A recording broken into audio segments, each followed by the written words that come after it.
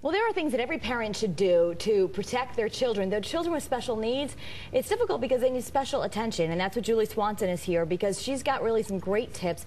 A lot of people either have a special needs child or they know someone who does. Absolutely. And you know, it's tough. We always want the best for our children. You're kind of showing us how to navigate the system when it comes to education, because there are differences we need to be aware of if you have either a child with autism or a learning disability or even just any special need. Absolutely. And you know, sometimes your child may already be receiving special education, but then you also may have a child who you're wondering, do they have a disability that may make them eligible for special education? Okay. So my first tip is that education is not just academics.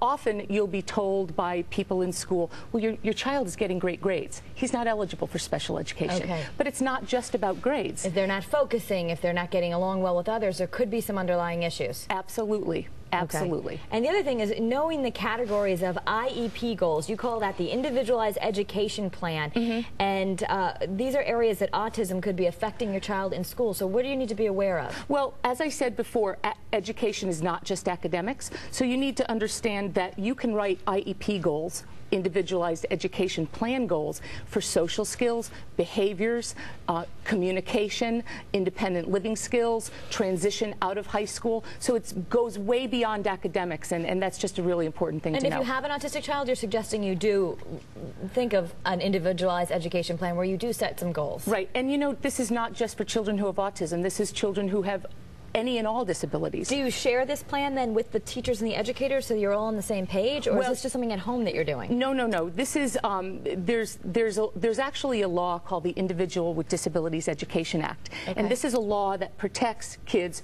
who have disabilities who are in special education. And so when you become eligible for special education, there's a whole set of rules that you as a parent really need to be aware of, because one of the other tips that we're going to get to is what you don't know can hurt your child's academic and educational program. So you need to be aware of your child's disability issues, what are the latest, the best practices, and also know the basics of special education law. Okay, and then one of the, you know, quickly at one time, a little bit of time for, you say the parent should be a member of the team. Don't just turn your child's education over to all these so-called experts. Under the Individual with Disabilities Education Act, it's actually recognized that you as a parent are a member of your child's school team, an actual member. So you could be involved in the planning. You could be asking to meet with them on a regularly scheduled basis. In other words, your input should not be discounted. Okay. Julie Swanson, thank you very much for enlightening us. There's so much more information, and Julie Swanson is the expert on this. So we're going to put your information on our website. Everyone can just go to WFSB.com, click on Better, and then go to today's show. So if you have questions for Julie, she's available to you.